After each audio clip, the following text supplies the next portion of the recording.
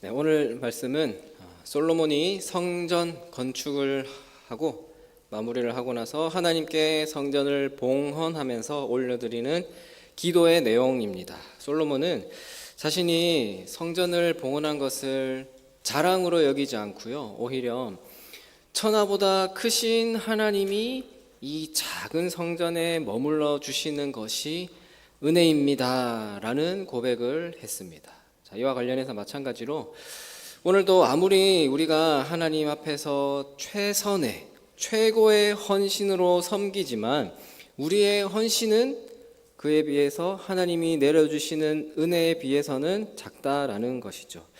그러니까 흔히 많이 표현하는 나의 높음보다 하나님의 낮음이 더 큽니다라는 것과 같은 맥락이죠. 하나님은 내가 나의 작음을 알고 겸손할 때 그 모습을 보고 기뻐하시고요, 큰 은혜로 갚아주십니다. 자, 이와 관련해서 오늘 질문들, 우리 본문 내용 함께 살펴보겠습니다. 1번을 보시면 솔로몬이 성전을 완공하고 백성을 대표하여 하나님께 기도드립니다. 솔로몬은 성전이 건축될 수 있었던 이유를 무엇이라 고백합니까? 24절의 내용인데요. 우리 24절 말씀 한번 같이 읽어보겠습니다. 주께서 주의 종 내 아버지 다윗에게 하신 말씀을 지키사 주의 입으로 말씀하신 것을 손으로 이루심이 오늘과 같으니이다. 자, 솔로몬이 성전이 어떻게 건축되었냐, 그 고백하는 내용이죠. 하나님이 내 아버지 다윗에게 하신 말씀, 그 말씀을 지키사 주의 입으로 말씀하신 것을 이루셨습니다 라는 고백을 합니다. 하나님이 약속을 지키셨기 때문에 이렇게 성전을 지을 수 있었습니다 라는 고백입니다. 솔로몬이 성전을 건축했지만 그 결과가 다 솔로몬의 공과 노력은 아니죠. 그 전에 아버지 다윗의 헌신이 있었습니다. 성전 건축을 간절히 원했던 다윗은 아들 솔로몬을 통해서 성전을 건축하게 하신다는 네 씨로부터 성전을 건축게 하겠다라는 그 하나님의 약속을 받았고, 살아생전에 성전 건축을 위한 엄청난 양의 자재라든지 물품을 준비를 했습니다. 다윗뿐만 아니라 솔로몬 역시 아버지의 뜻을 이어받아서 성전 건축을 위해 총력을 다했습니다. 하지만 이 대회 역사를 이루고 나서 솔로몬은요, 이 모든 업적이 우리 집안의 자랑, 가문의 영광입니다, 이렇게 우리의 노력이 빛을 보는구나, 이게 아니고 이 모든 것이 바로 하나님의 말씀과 하나님의 손으로 이루신 일입니다 라는 고백을 합니다. 자, 우리도요, 여러 곳에서 섬기고 헌신을 합니다. 여러 각자의 자리에서 헌신을 하죠. 섬기는 그 자리가 있습니다. 물론 우리가 섬기고 헌신하는 게 나의 시간을 드리고요, 물질을 드리고 재능을 들여서 섬기는 거긴 하지만 그 헌신을 섬길 수 있도록 지혜 주시고 건강 주시고 시간과 물질을 주시는 분은 결국은 우리 하나님이십니다 라는 고백을 우리가 해야 하는 것이죠. 그러한 우리도 마찬가지로 겸손한 신앙의 고백, 믿음의 고백을 드리며 나아갈 때 우리의 신앙이 더욱더 굳건해질 줄로 믿습니다. 2번입니다. 솔로몬이 굳게 붙든 하나님의 약속은 무엇입니까? 25절 말씀, 우리 25절 함께 읽어보겠습니다. 이스라엘의 하나님 여호와여, 주께서 주의 종 내 아버지 다윗에게 말씀하시기를 내 자손이 자기 길을 삼가서 내가 내 앞에서 행한 것 같이 내 앞에서 행하기만 하면 내게서 나서 이스라엘의 왕이 앉을 사람이 내 앞에서 끊어지지 아니하리라 하셨사오니 이제 다윗을 위하여 그 하신 말씀을 지키시옵소서. 아멘. 솔로몬이 이 말씀을 붙든 겁니다. 아버지 다윗에게 주셨던 말씀이죠. 내 자손이, 그러니까 다윗 너의 자손이 자기 길을 삼가서 내가 내 앞에서 행한 것 같이 내 앞에서 행하기만 하면 내게서 나서 이스라엘 왕이 앉을 사람이 내 앞에서 끊어지지 아니하리라 라고 하셨던 그 말씀, 그 약속을 솔로몬은 굳게 붙들었습니다. 하나님께서는 일찍이 다윗에게 그 다윗의 영원한 왕조를 약속하셨습니다. 역대상 17장에 보면 나오는데요, 내가 너의 왕조를 세울 텐데 그게 너의 아들 중에서 그 나라를 견고하게 할 것이고 그 아들이 나를 위해서 집을 또 건축할 것이고, 그래서 그의 왕위를 견고하게 하겠다라는 그 약속의 말씀을 이미 미리 주셨습니다. 이렇게 하나님은 약속의 말씀을 주시긴 하셨지만, 근데 중요한 게 뭐냐면요, 순종하느냐 순종하지 않느냐에 달려 있다라는 겁니다. 지금 25절에서 표시한 부분에 나오잖아요.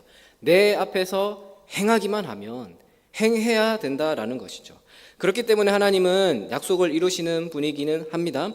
그렇지만 무엇보다 중요한 것은 그 약속의 말씀을 붙들고 행하는 것, 순종하는 게 중요하다라는 것입니다. 그래서 여러분들도 언제나 무엇보다 먼저 약속의 말씀을 붙드시고요, 순종의 삶을 살아가시고 여러분들의 삶 속에서 하나님이 베풀어 주시는 그 은혜를 마음껏 찬양하고 자랑할 수 있는 여러분들이 되시기를 바랍니다. 또 2번입니다. 우리 큰 2번을 읽어보시면, 솔로몬은 하나님이 성전을 통해 이스라엘을 통치하시길 간구합니다. 2번 1번, 감히 하나님을 성전에 모실 수 없는 이유는 무엇입니까? 27절 말씀인데요, 21절 또 함께 읽겠습니다. 하나님이 참으로 땅에 거하시리까 하늘과 하늘들의 하늘이라도 주를 용납하지 못하겠거든. 하물며 내가 건축한 이 성전이 우리이까. 네, 여기 나오죠. 땅은 물론이고 땅에 거하시리까. 그러니까 땅은 물론이고 하늘과 하늘들의 하늘이라도 주를 용납하지 못했거든. 그러니까 그곳이라도 하나님을 모시기에는 부족합니다라는 고백입니다. 자, 여기서 하늘과 하늘들의 하늘이라고 나오는데요, 이 표현은 이 당시의 유대 개념에서는 하늘이라는 곳을 바울도 얘기했죠. 3층 천이라고 생각을 했어요. 그러니까 첫째 층이 있는데 그게 어디냐면 우리도 눈으로 볼 수 있는 고기만 들면 볼 수 있는 그 하늘이 있고, 그 위에 해, 달, 별이 있는 그 공간, 우주의 개념이 그 공간이 있다고 이해를 했고, 그 위에 하나님이 계신다라고 생각을 했습니다. 그만큼 하나님은 높고 위대한 분이시기 때문에 감히 낮고 낮은 이 땅에 모실 수 없습니다라는 표현입니다. 솔로몬은 하나님께서 주신 지혜가 있었어요. 솔로몬이 제일 먼저 구했던 게 지혜이지 않습니까? 그 지혜를 받았기 때문에 그 솔로몬이 성전을 짓기 그 이전에 우리 선조들에게 있어서는 성막의 지성소, 그곳에만 임재하시는 하나님이라고 생각을 해봤지만, 솔로몬은 하나님이 지성소 안에, 그리고 또 그 언약궤에만 계시는 하나님이 아니라는 것을 그 지혜를 통해서 깨달았던 겁니다. 그래서 감히 성전이라고 할지라도 하나님을 모시기에는 부족하다라는 것을 고백하고 있는 것이죠. 솔로몬은 하나님과 자기의 존재를 정확하게 알고 있었기 때문에 성전 건축이라는 큰 은혜 뒤에 따라올지도 모르는 그 무언가를 이루었을 때 따라올지도 모르는 그 교만의 모습이 아니라 모든 것이 하나님의 은혜입니다, 감히 하나님의 은혜입니다라는 겸손한 고백의 기도를 올려드리고 있는 것입니다. 또 이어서 2번입니다. 2번을 보시면, 지극히 작은 성전이 하나님의 집이 될 수 있는 이유는 무엇입니까? 그렇지만 감히 지극히 낮고 낮은 작은 성전이 그래도 하나님의 집이 될 수 있는데 그 이유가 무엇이냐라면 29절에서 이렇게 고백을 합니다. 29절 말씀 함께 읽어보겠습니다. 주께서 전에 말씀하시기를 내 이름이 거기 있으리라 하신 곳, 이 성전을 향하여 주의 눈이 주야로 보시오며 주의 종이 이곳을 향하여 비는 기도를 들으시옵소서. 주께서 전에 말씀하시기를 내 이름이 거기 다윗의 아들이 지을 그 성전 거기에 있으리라 라고 말씀하셨기 때문에 이렇게 성전에 하나님을 모실 수 있다라는 그 고백을 하고 있는 겁니다. 자, 아무리 성전일지라도 감히 하나님을 모실 수는 없지만 한 가지 하나님을 모실 수 있는 이유, 그 이유가 뭐냐면 주께서 전에 말씀하셨지 않습니까? 하나님이 말씀하셨기 때문입니다. 그 이유가 뭐냐면 하나님이 말씀하셨으니까.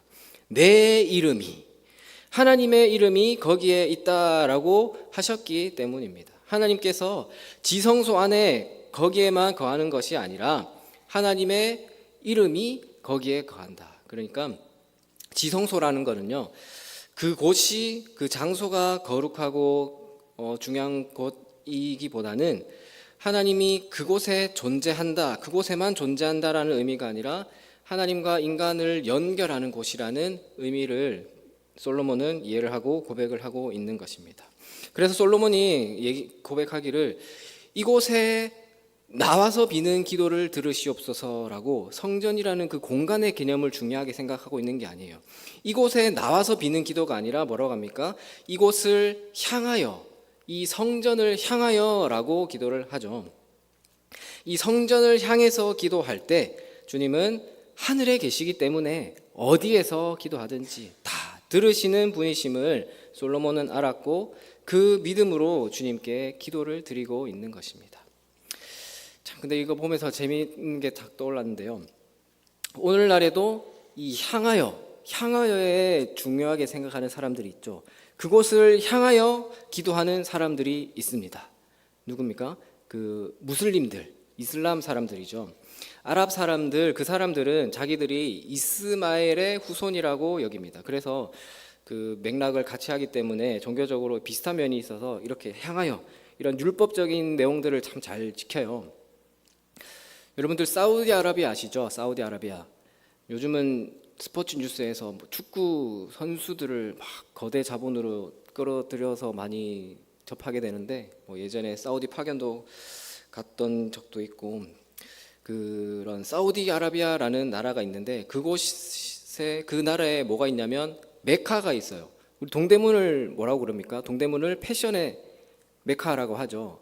중심지라는 뜻입니다. 그 메카가 중심지라는 뜻인데 그 이슬람의 성지예요, 성지. 그래서 전 세계 어디에 흩어져 있든지 간에 메카를 향하여 정해진 시간에 기도를 하는 거예요. 참 재밌는 게 제가 성지 순례를 다녀왔었는데 그 사우디아라비아에 비행기를 타고 갔어요. 참 그것도 신기하죠. 성지 순례를 가는데 그 아랍의 그 근거지인 사우디아라비아의 국적기를 타고 간 거예요. 가서 보면은 사진 한번 보여주실래요? 사진을 보시면 사우디아라비아의 국적기를 타고 갔는데 저기가 뭐냐면 저 공간이 자기 이슬람 사람들 기도하는 공간이에요. 다른 카타르 항공이나 에미레이츠 항공도 그 중동 국적기인데 그 비행기에는 없다고 하더라고요. 뭐냐면 그 시간이 되면 기도하라고. 참 저 공간이 세 자리는 빼고 한 둘, 세 개는 9칸은 더 만들 수 있을 것 같은 공간이던데 그 정도로 이 자기들은 돈보다 중요한 게 그 율법을 지키는 거예요. 저기 화면에 보시면 그 화살표로 그 비행기 갈 때마다 방향이 바뀌어요. 여기가 메카 방향이다.